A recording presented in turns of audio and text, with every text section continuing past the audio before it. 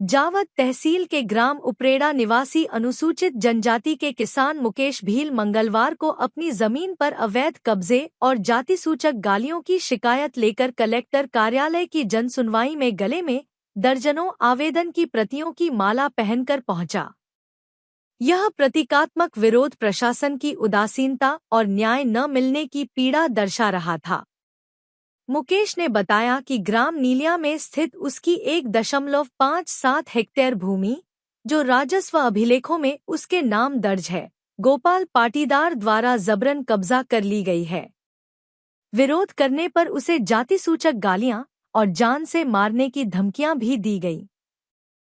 किसान का आरोप है कि 2016 से 2024 तक उसने यह भूमि बटाई पर गोपाल को दी थी, लेकिन वापस मांगने पर विवाद खड़ा हुआ।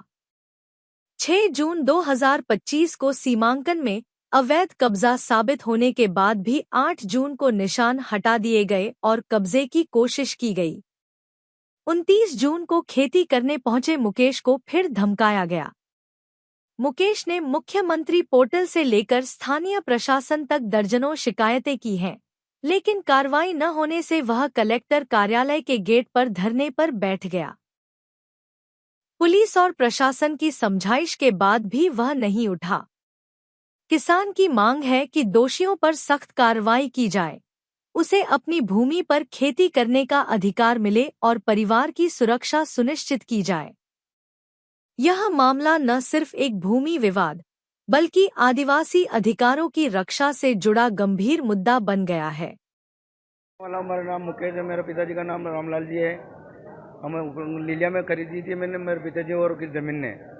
बहुत दिन हो गए, मेरे को 4-5 महीने हो गए घूम के थक गया मैं। तो क्या करूं मैं, भूखे में मरने की औसत आ गई हमारी।